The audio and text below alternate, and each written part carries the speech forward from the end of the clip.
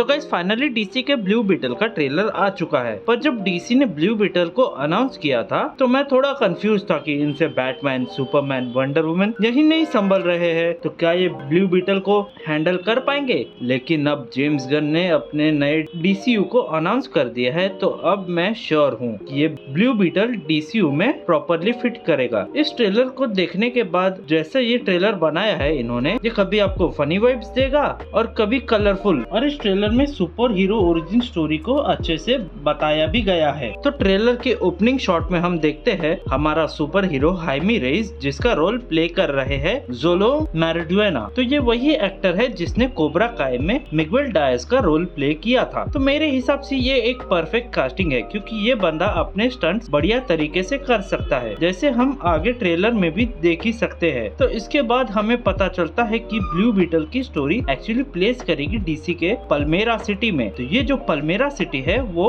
Gotham और metropolis के जैसी एक फिक्शनल सिटी है। तो डीसी कॉमिक्स में ब्लू बीटल की स्टोरी पल्मेरा सिटी में नहीं बल्कि अल पासो सिटी में टेक प्लेस करती है। तो ब्लू बीटल को भी बैटमैन के गॉथम सिटी और सुपरमैन के मेट्रोपोलिस सिटी के जैसे इसको पल्मेरा सिटी दी गई है। तो हाइमी एक टिपिकल और नॉर्मल टीनेजर है जिसकी स्टोरी कुछ ऐसी होगी कि वो अपने सिटी में वापस आता है और रियलाइज करता है कि उसके सिटी में चीजें जितनी अच्छी होनी चाहिए उतनी अच्छी नहीं है। उसकी लाइफ तभी चेंज होती है जब उसकी लाइफ में कॉर्ड की एंट्री होती है। तो बेसिकली कॉर्ड इंडस्ट्री को डीसी कॉमिक्स में क्रिएट किया था टेड कॉर्ड ने, जो कि एक्चुअली में खुद भी एक ब्लू बीटल है। आगे बढ़ने से पहले हम डीसी कॉमिक्स में ब्लू बीटल के बारे में थोड़ी बात करते हैं, क्योंकि ये बहुत इम्पोर्टेंट है जानने के लिए। तो डीसी कॉमिक्स में टोटल 3 ब्लू बीटल एग्जिस्ट करते हैं और ट्रेलर में भी दिखाए गए हैं कि इनको इनकी पावर्स एक कीड़े से मिलती है जो एक एलियन टेक्नोलॉजी को बिलोंग करते हैं। तो जो ये 3 ब्लू बीटल है, इनमें सबसे पहले का नाम है डैन गैरेट, जो कि बहुत पहले आया था, और फिर आया टेड कॉर्ड, और उसके बाद आता है हाइमी रेइस, जो कि इस मूवी का मेन हीरो है। तो टेड कॉर्ड जो था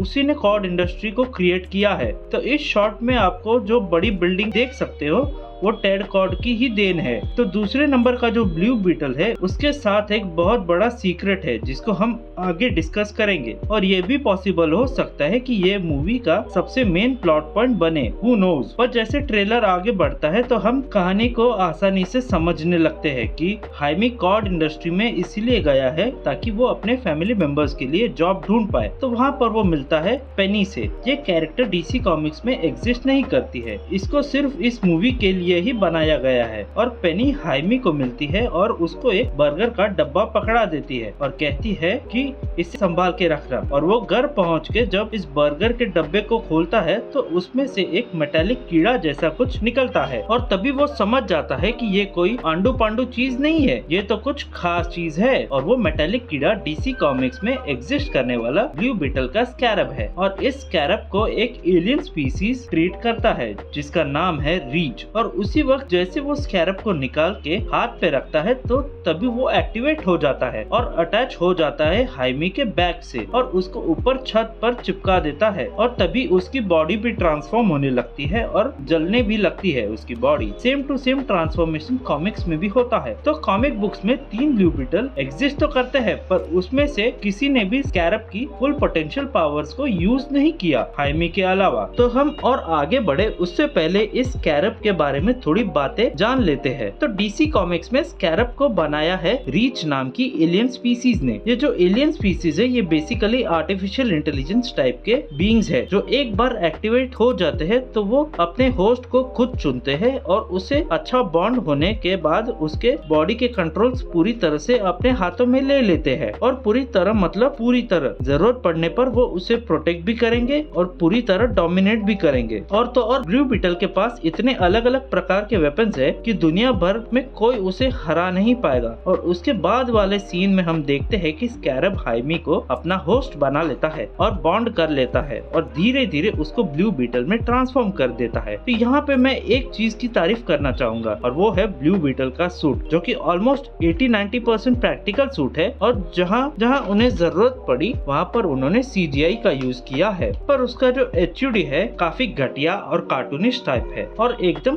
साइबर पंक वाला फील देता है। और फिर उसके अगले ही शॉट में उसका सूट उसको आसमान की ऊंचाई में ले जाता है और धड़ से नीचे भी ले आता है। और वो जो शॉट है ना, काफी अच्छे से हैंडल किया है, क्योंकि पूरे डे लाइट में भी उसका सूट और वीएफएक्स काफी बढ़िया लग रहा है। और जो बस वाला शॉट है जिसमें उसके विंग्स निकल के आते हैं और बस को काट देता है, वो बढ़िया तरीके से पुल आउट किया है। ये सब कुछ होने के बाद एक लेडी दिखाई देती है और वो आई होती है ब्लू बीटल से अपना स्कैरब छीनने के लिए। तो इस लेडी का नाम है विक्टोरिया कॉर्ड और कॉमिक्स में ये टेड कॉर्ड की सिस्टर होती है, जो कि कॉर्ड इंडस्ट्री की सीईओ भी होती है। तो हो सकता है मूवी में भी उसके कुछ ऐसे ही इंटेंशंस हो और वो स्कैरब को हासिल करना चाहती है, क्योंकि वो बोलती है कि ये मेरी प्रॉपर्टी है और मैं ये हासिल करके रहूंगी। क्योंकि जब हाइमी उसे इनकार कर देता है कि मैं ये तुम्हें नहीं लौटाऊंगा, तो बहुत सारी सिक्योरिटी उसके घर भेज देती है। और ट्रेलर में भी हम देख सकते हैं कि वो सिक्योरिटी गार्ड्स हाइमी के घर पे बॉम्ब ब्लास्ट कर देते हैं। और अगर आप ध्यान से देखोगे तो वहाँ हाइमी भी बुरी तरह घायल पड़ा होता है। तो ये स्कैरब अब विक्टोरिया कॉर्ड को नहीं मिल सकता, क्योंकि एक बार अगर स्कैरब किसी को होस्ट बनाता है और उसके साथ उसका बॉन्ड हो चुका है, तो अब वो स्कैरब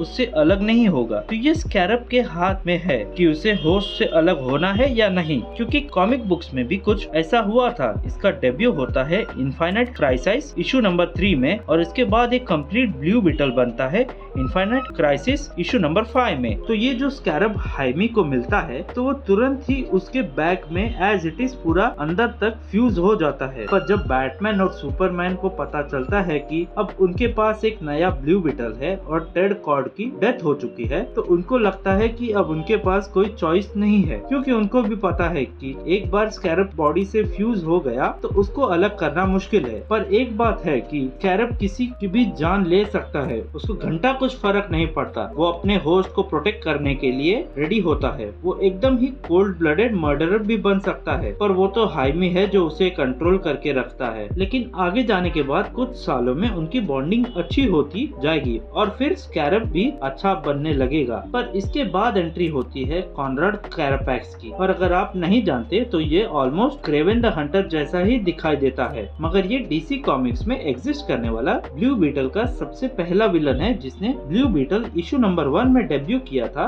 पर ये सबसे पहले डैन गैरेट का विलन रहता है, फिर वो टेड कॉर्ड का विलन बनता है और इसका दूसरा नाम कैरापैक्स द इंडेस्ट्रक्टिबल मैन भी है, क्योंकि इसकी फर्स्ट टाइम जब ब्लू बीटल से लड़ाई होती है तो ये मर जाता है, लेकिन जो इसका दिमाग है वो निकल के एक रोबोट में चला आता है जो कि इसे इंडेस्ट्रक्टिबल बना देता है। तो मोस्ट प्रोबेबली ये आएगा हाइमी राइस के ब्लू बीटल को हंट करने के लिए, बट वो उसे पकड़ नहीं पाएगा। तो ट्रेलर जैसे आगे बढ़ता है तो एक बढ़िया सी चीज देखने मिलती है, जो कि एक ईस्टर एग है। ये जो कीड़े की तरह दिखने वाला स्पेसशिप है वो बेसिकली टेड कॉर्ड का बीटल बग कहलाता है। एक्चुअली कॉमिक्स में टेड कॉर्ड कभी भी स्कैरब की पावर को हार्नेस नहीं कर पाता है, मतलब स्कैरब उसे कभी होस्ट चूज करता ही नहीं है। तो वो डिसअपॉइंट होकर स्कैरब को साइड में फेंक देता है और वो अपनी खुद की एबिलिटीज पे ट्रस्ट करके अपने गैजेट्स को हार्नेस करता है और क्राइम फाइट करने निकल पड़ता है। तो मोस्ट प्रोबेबली इस मूवी में हम हाइमी और उसके स्कैरब की बॉन्डिंग को धीरे धीरे और भी बढ़ता हुआ देखेंगे और पूरी मूवी में उनकी बॉन्डिंग पे ज्यादा फोकस होगा और फिर पता चलेगा कि वो कितना कंफर्टेबली अपने सूट को यूज कर पाता है। जैसे इस शॉट में वो अपने पूरे सूट को एक हैमर में ट्रांसफॉर्म करता है और आगे इस सीन में तो वो एक लंबी सी तलवार बना लेता है। और इस ट्रेलर के एंड में हमें तीनों ब्लू बीटल्स के सूट देखने को मिल जाते हैं। तो सबसे पहला वाला है डैन गैरेट का, उसके बाद है टेड कॉर्ड का, और जो तीसरा वाला है वो है हाइमी रेस का, जिसको हमने ऑल्दो पूरे ट्रेलर में देखा है। और कुछ नहीं तो एंड करते करते यहाँ पर बैटमैन को फेसिस्ट भी कह देते हैं ये लोग। तो ये ट्रेलर गजब का था और ये ट्रेलर देखने के बाद तो और भी इंटरेस्ट आ रहा है। और ब्लू बीटल का कैरेक्टर ही सबसे इंटरेस्टिंग है और वो कैसे स्कैरब के साथ में अपनी बॉन्डिंग करता है, देखने में मजा आएगा। तो गाइस अगले वीडियो में हम स्कैरब का ओरिजिन पे बात करेंगे, तो उसे अगर आप मिस नहीं करना चाहते तो चैनल को सब्सक्राइब कीजिए और इस वीडियो को लाइक कीजिए। तो मिलते हैं अगले वीडियो में।